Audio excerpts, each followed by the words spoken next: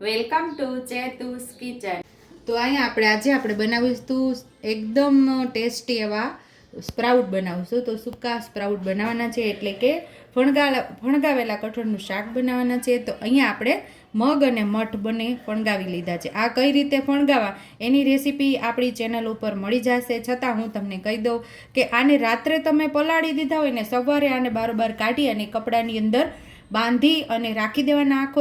આખો દિવસ રાખી દો અને રાત થાય એટલે આવા સ્પ્રાઉટ તૈયાર થઈ જશે। અને વધારે તમારે અંકુર ફૂટેલા જોઈએ તો 24 કલાક રાખો તો વધારે અંકુર ફૂટી જશે। નાના અંકુર જોતા હોય, હું નજીકથી બતાવું તો સવારે પલાળ્યા હોય તો આખી રાતમાં થઈ જાય, અને રાતે પલાળ્યા હોય તો આખા દિવસની અંદર આવા અંકુરિત થઈ જાય છે કઠોળ। તો આ અંકુરિત આપણે આખા અઠવાડિયા સુધી ફ્રીજની અંદર રાખી શકીએ છીએ। તો આવી રીતે પલાળી અંકુર ફૂટી જાય એટલે ચોખ્ખા પાણીથી, એટલે કે જે પીવાનું પાણી હોય એનાથી ધોઈ અને આવા એરટાઈટ ડબ્બાની અંદર 8 દિવસ સુધી આપણે ફ્રીજની અંદર સ્ટોર કરી શકીએ છીએ। તો આજ અંકુરિત કઠોળનું આપણે શાક બનાવવાના છે, તો સૂકું શાક બનાવશું। તો જે પ્રમાણે શાક બનાવો એ રીતે આપણે આમાંથી થોડું કઠોળ લઈ લેશું। તો અહીંયા આપણે એક બાઉલ ભરી અને આપણે ફણગાવેલું કઠોળ લઈ લીધું છે, એટલે કે અંકુરિત કઠોળ લઈ લીધું છે। હવે આપણે એનો વઘાર કરી લેશું।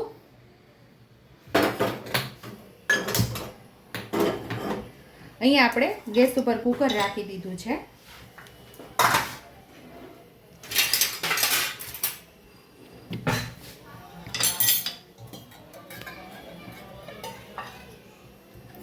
અહીંયા 1 પાવડા જેટલું આપણે તેલ ઉમેરશું। તેલને આપણે સરસ ગરમ થવા દેવાનું છે। તો અહીંયા આપણું તેલ ગરમ થઈ ગયું છે, તો 1 નાની ચમચી જેટલું આપણે જીરું ઉમેરશું। 5 ચમચી જેટલી હિંગ ઉમેરશું। એ આપણે કઠોળ ઉમેરી દઈશું। સિમ્પલ અને ટેસ્ટી એવું આપણે બનાવવાનું છે।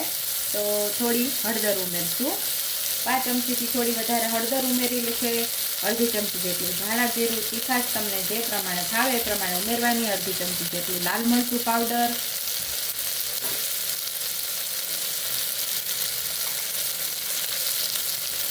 સ્વાદ મુજબ મીઠું। સરસ કઠોળને આપણે સાતડી લેવાનું છે। વેટ લોસ કરતા હોય ને એ પણ ખાઈ શકે છે। તેલનું પ્રમાણ તમારે ઓછું વધતું તમારા સ્વાદ મુજબ તમે કરી શકો છો। તો સરસ એવું કઠોળ આપણું સતડાઈ જાય પછી આપણે થોડું પાણી ઉમેરશું એમાં।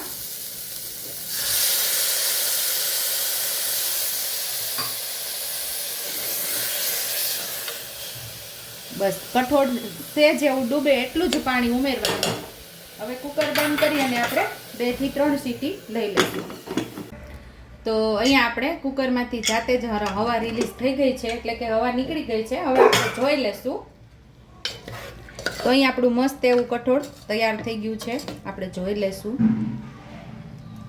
હાથેથી મેશ કરીએ એટલે મેશ થઈ જાય। બસ આવું જ આપણે પકાવવાનું હોય છે। તમે વધારે પકાવવું હોય તો પણ પકાવી શકો છો। તો આ જે દાંતવાળી વ્યક્તિ હોય એ ખાઈ શકે, એટલે એવી રીતે એવું જ આપણે પકાવેલું છે। મસ્ત એવું કઠોળ આપણું પાકી ગયું છે। સર્વિંગ બાઉલની અંદર આપણે સર્વ કરી લેશું।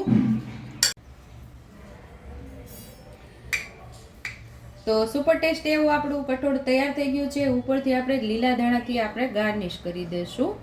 અને આ કઠોળની અંદર તમે ખાવામાં વેટ લોસ વાળાને ખાવું હોય તો અત્યારે કઠોળ સરસ પાકી ગયું છે, તો ડુંગળી, ટમેટા કે પછી દાડમ આની અંદર ઉમેરી અને તમે ખાઈ શકો છો।